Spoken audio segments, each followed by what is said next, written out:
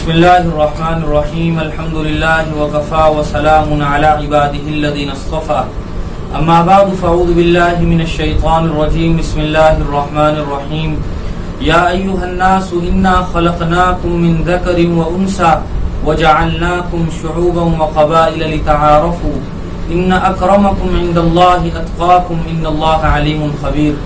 وقال النبي صلى الله عليه وسلم الناس من آدم وآدم من تراب لا فضل لعربي على عجمي ولا لعجمي على عربي ولا أبيض على أسود ولا أسود على أبيض إلا بالتقوى أو كما قال صلی اللہ علیہ وسلم۔ محترم بزرگوں، دوستوں اور میرے دینی اور ایمانی بھائیوں، اللہ تبارک و تعالی نے ہم سب کو مذہب اسلام جیسی عظیم دولت سے سرفراز فرمایا اور ہمارے لیے نبی پاک صلی اللہ علیہ وسلم جیسی عظیم المرتبت ہستی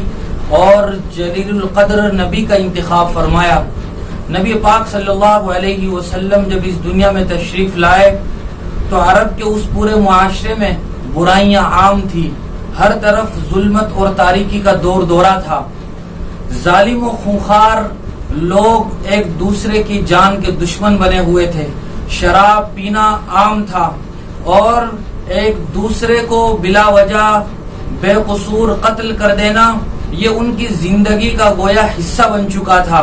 اور عرصے تک لڑائیاں چلتے رہنا یہ ان کا عام مزاج تھا۔ تعصب اور تنگ نظری کا وہ حد درجہ شکار تھے، بلکہ ان کی خونخواری کا یہ عالم تھا کہ وہ پھول جیسی بچی کو زندہ درگور کر دیا کرتے تھے اور کھلنے سے پہلے ہی اس کلی کو مسل دیا کرتے تھے۔ یہ ان کی بربریت کا عالم تھا۔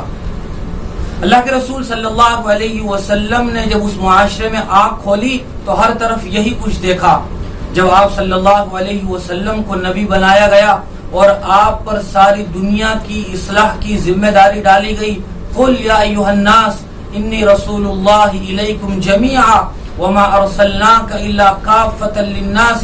بشیرا ونذیرا، تو آپ صلی اللہ علیہ وسلم نے اس بگڑے ہوئے معاشرے کی اصلاح کی کمر کس لی اور اصلاح کا اور انقلاب کا وہ عظیم کارنامہ انجام دیا کہ تاریخ انسانی اس کی نظیر پیش کرنے سے عاجز و قاصر ہے۔ چنانچہ ساری دنیا نے دیکھا کہ وہ لوگ جو آپس میں ایک دوسرے کے جانی دشمن بنے ہوئے تھے، وہ ہر وقت ایک دوسرے کے قتل کے منصوبے بنا رہے ہوتے تھے، ایک دوسرے کے خلاف لمبی لمبی پلاننگیں وہ ہر وقت کر رہے ہوتے تھے، وہ آپس میں ایسے باہم شیر و شکر ہو گئے کہ اللہ تبارک و تعالی نے قرآن مجید میں ارشاد فرمایا وَاذْكُرُوا إِذْ كُنْتُمْ أَعْدَاءً فَأَلَّفَ بَيْنَ قُلُوبِكُمْ فَأَصْبَحْتُمْ بِنِعْمَتِهِ إِخْوَانًا، کہ وہ آپس میں ایک دوسرے کے بھائی بھائی بن گئے۔ اللہ تبارک و تعالی قرآن مجید میں ارشاد فرماتے ہیں محمد الرسول اللہ والذین معه اشداء علی الکفار رحماء بینہم تراہم رکعا سجدا یبتغون فضلا من اللہ ورضوانا، وہ کفار و مشرکین کے لیے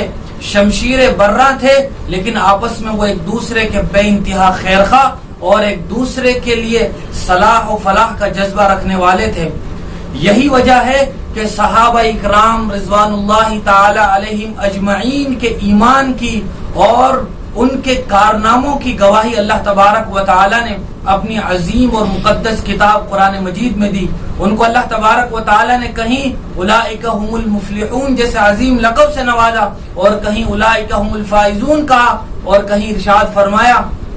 اولئک الذین امتحن اللہ قلوبهم للتقوى،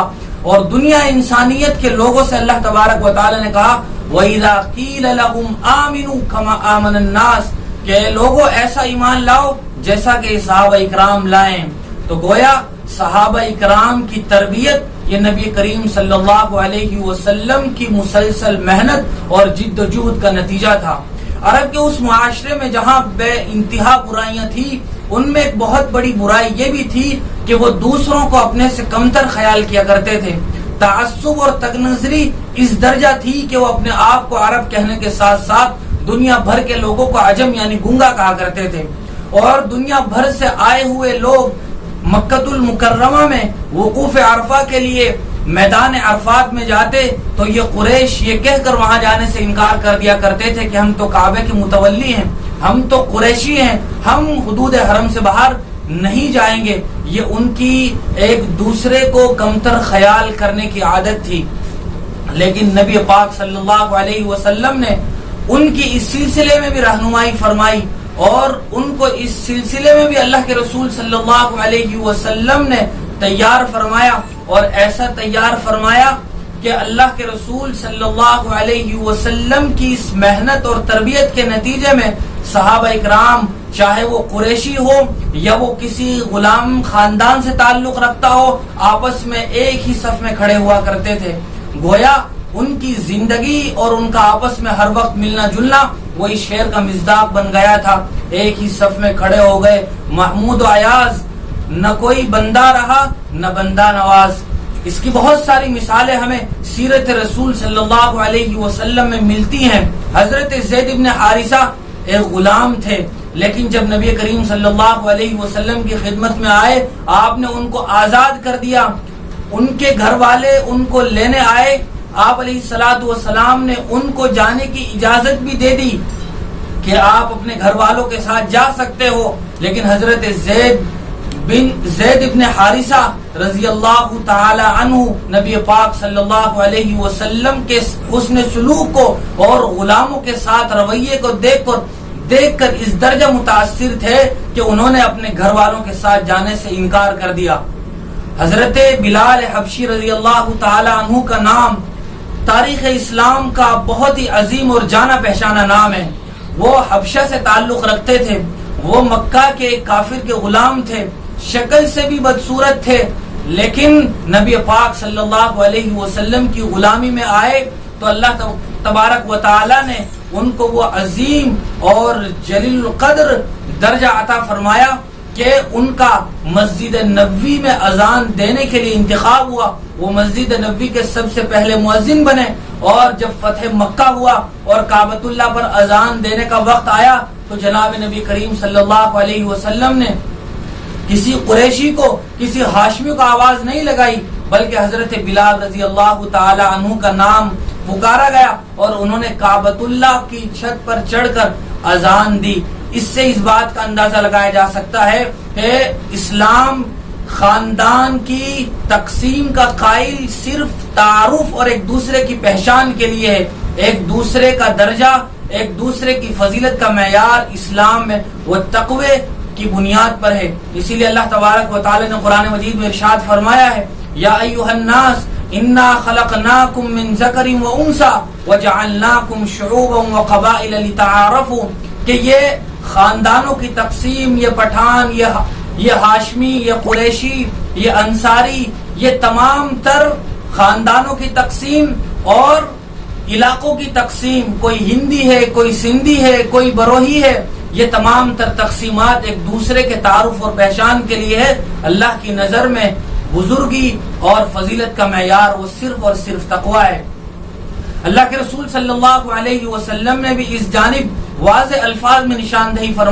فرمایا الناس من آدم و آدم من تراب، کہ تمام تر لوگ یہ حضرت آدم کی اولاد ہیں اور آدم مٹی سے پیدا ہوئے تھے۔ کسی عربی کو، کسی عجمی پر، کسی کالے کو، کسی گورے پر کوئی فضیلت نہیں ہے۔ یہ اسلام کا وہ خوبصورت اور جامع پیغام ہے جس کی اہمیت کا اندازہ موجودہ زمانے میں پنپنے والے نئے نئے طریقوں سے لگایا جا سکتا ہے، اور ہمارے ساتھ رہنے والے دوسرے دین اور دھرم کے لوگوں کے ان کے طور و طریق کو دیکھ کر لگایا جا سکتا ہے۔ ہمارے ساتھ جن لوگوں کا ہر وقت کا اٹھنا بیٹھنا ہے اور جو ہمارے ملک کی سب سے بڑی اکثریت ہے یعنی ہندو مت، اگر ہم ان کے مذہب کا جائزہ لیں اور ان کے مذہب کا بنیادی ماخذ منو اسمرتی کا اگر ہم جائزہ لیں تو اس نتیجے پر پہنچیں گے کہ وہاں مذہب کے اندر ہی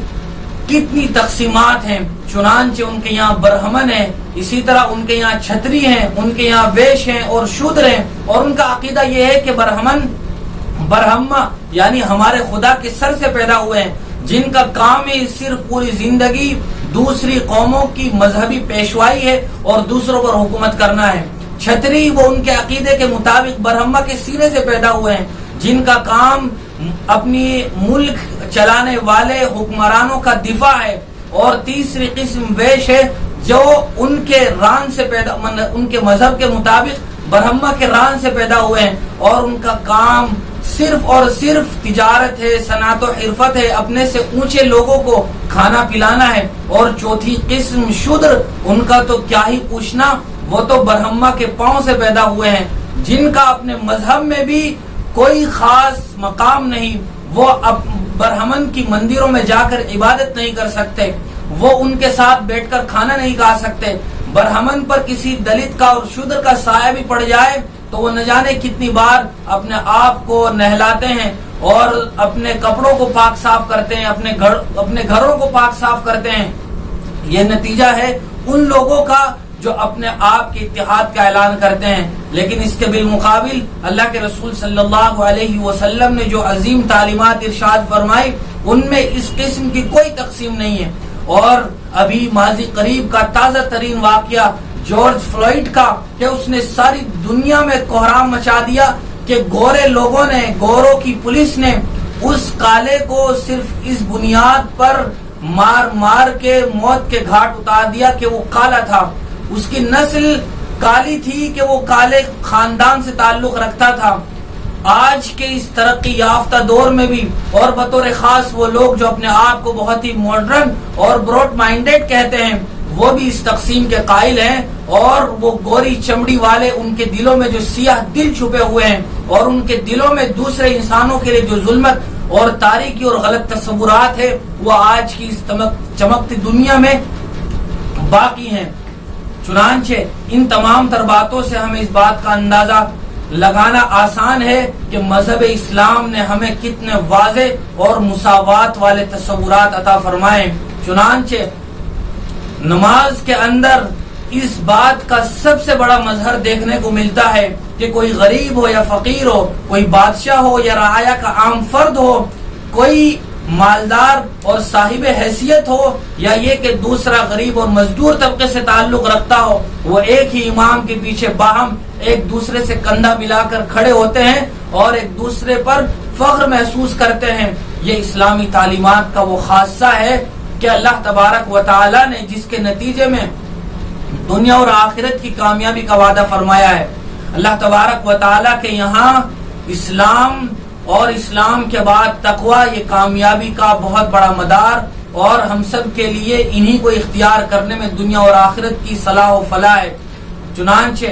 ہم اس بات کا ہر وقت استحضار رکھیں تاکہ ہمیں اللہ تبارک و تعالی کے اس احسان کی شکر گزاری کا بار بار موقع ملتا رہے کہ اللہ تبارک و تعالی نے ہم سب کو مذہب اسلام جیسی عظیم دولت سے سرفراز فرمایا۔ ہم اس پر جتنا بھی شکر کریں اتنا ہی کم ہے۔ علامہ اقبال علیہ الرحمہ نے بہت ہی اچھا ایک شعر کہا ہے، ان تازہ خداؤں میں بڑا سب سے وطن ہے، جو پیرہن اس کا ہے وہ مذہب کا کفن ہے، بازو تیرا توحید کی قوت سے قوی ہے، بازو تیرا توحید کی قوت سے قوی ہے، اسلام تیرا دیس ہے، تو مصطفی ہے، نظارے دیرین زمانے کو دکھا دے، اے مصطفی خاک میں اس بت کو ملا دے، اقوام میں مخلوق خدا بٹتی ہے اس سے، قومیت اسلام کی جڑ کٹتی ہے اس سے۔ اللہ تعالی ہم سب کو اسلام سے وابستہ رہنے اور اس کی تعلیمات پر عمل پیرا ہونے کی توفیق نصیب فرمائے۔ وابستہ رہ شجر سے، امید بہار رکھ، وآخر دعوانا ان الحمدللہ رب العالمین۔